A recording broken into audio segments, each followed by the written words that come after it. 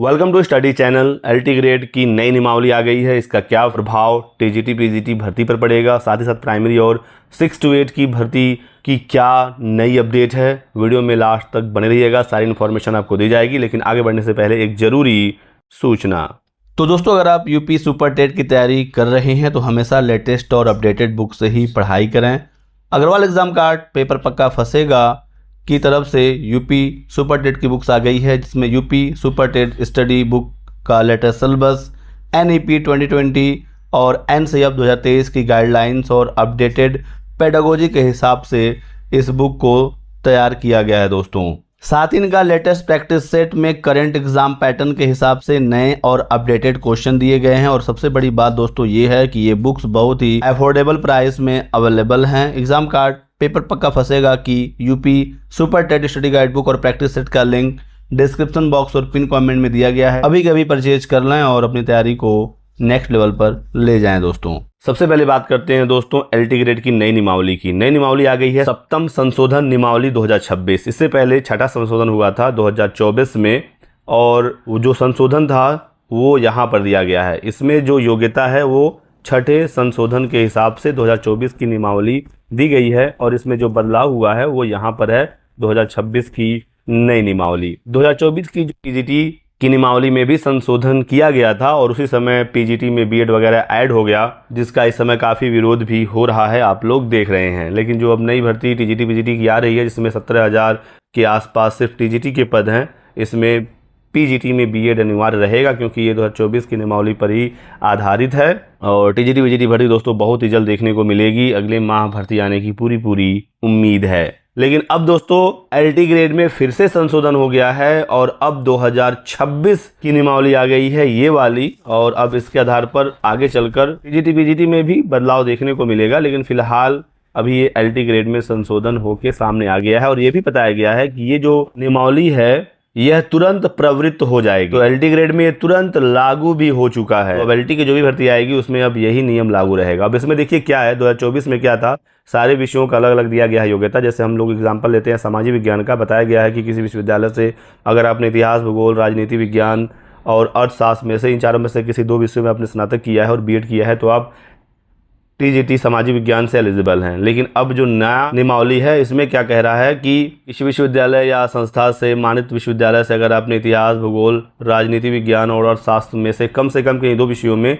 50% अंकों के साथ यदि आपने स्नातक किया है अथवा स्नातकोत्तर किया है तो ही आप एलिजिबल हैं, और बीएड यहाँ पर भी है। तो एक बड़ा बदलाव ये यहाँ दिख रहा है कि अब 50% अनिवार्य कर दिया गया है ग्रेजुएशन में। यदि ग्रेजुएशन में नहीं है और आपने पीजी किया है वहाँ पर है तो भी आप एलिजिबल हैं। दोनों में से एक जगह आपका 50% होना चाहिए। ये नई नियमावली में बड़ा बदलाव दोस्तों सामने निकल कर आया है, और ये सभी विषयों में आप देख लीजिए, हर जगह आप देखेंगे ये 50% आपको दिख जाएगा। तो ये एक बहुत बड़ा बदलाव है। हालांकि सेंट्रल स्तर पर केवीएस एनवीएस वगैरह में ये पहले से था, लेकिन अब एलटी ग्रेड में भी ये लागू हो गया है। उत्तर प्रदेश में भी अब ये नियम प्रभावी हो चुका है दोस्तों। साथ ही साथ एक एलटी ग्रेड का मामला गया था कोर्ट में, जिसमें कुछ अभ्यर्थियों ने ये मांग किया था कि एलटी ग्रेड में टेट को अनिवार्य किया जाए। अब इसमें मामला ये हुआ कि एलटी ग्रेड वाले आखिर शिक्षक पढ़ाते किसको हैं। शासन की तरफ से कहा गया कि ये शिक्षक 9-10 में पढ़ाते, और 9-10 के लिए अभी तक अलग से कोई टेट का एग्जाम हुआ ही नहीं है। जबकि जिन्होंने ये केस किया था उनका ये कहना था कि ये शिक्षक 6 से लेकर 10 तक पढ़ाते हैं, क्योंकि अगर एलटी ग्रेड वाले शिक्षक सिर्फ 9वीं 10वीं को पढ़ा रहे हैं तो 6 to 8 में कौन पढ़ा रहा है इन राजकीय विद्यालयों में। 6 to 8 की अलग से भर्ती तो कोई होती ही नहीं है। और अगर ये शिक्षक 6 to 8 में पढ़ा रहे हैं तो 6 to 8 में तो पहले से ही टेट लागू है। टेट का पेपर 2 1 to 5 के लिए पेपर 1 होता है, 6 to 8 के लिए पेपर 2 होता है। तो एलटी ग्रेड में फिर टेट अनिवार्य क्यों नहीं किया गया है, ये मामला कोर्ट में गया था, और नोटिफिकेशन को कोर्ट ने अच्छे से देखा, और उसमें ये कहीं पर भी क्लियर नहीं हुआ कोर्ट को कि एलटी ग्रेड की भर्ती 9-10 की ही है। हालांकि सरकार की तरफ से ये कहा गया और फिर वो भर्ती पूरी भी हुई। लेकिन अब दोस्तों नोटिफिकेशन में आपको क्लियरली मेंशन रहेगा, और इस नियमावली में भी साफ साफ ये मेंशन कर दिया गया है कि एलटी ग्रेड के जो शिक्षक हैं ये कक्षा 9-10 के लिए है। ये जो योग्यता है कक्षा 9-10 का है। अब ये क्लियर हो गया है। अब चूंकि ये कक्षा 9-10 का है तो यहाँ पर टेट लागू नहीं हो सकता, क्योंकि अभी तक 9, 10 और 11, 12 के लिए टेट हुआ ही नहीं है।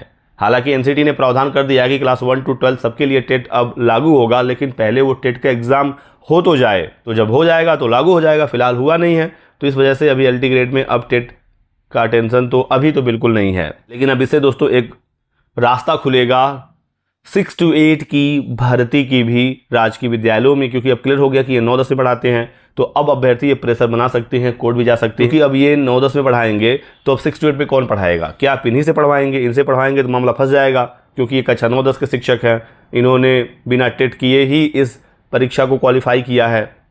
तो 6 to 8 के भी रास्ते अब खुल रहे हैं दोस्तों, और इसके लिए प्रेशर लेकिन आपको बनाना होगा। अब रास्ते खुल रहे हैं, मैं ये ऐसा क्यों कह रहा हूं? क्योंकि दोस्तों इसी पीडीएफ में सबसे लास्ट में नोट में लिखा है कि ऐसे राजकीय हाई स्कूल एवं इंटर कॉलेज जहां पर 1 से 5 और 6 से 8 की कक्षाएं चलती हैं, यहां पर अध्यापन कार्य के लिए शिक्षकों की शैक्षिक अर्हता के संबंध में निर्णय लिया जाना है। तो अभी 1 to 5 और 6 to 8 पर निर्णय ये लोग लेंगे, कैसे भर्ती करेंगे, क्या योग्यता होगा। तो 6 to 8 की भी नियमावली बन रही है, और जब नियमावली बन रही है तो इस पर भर्ती भी होगी।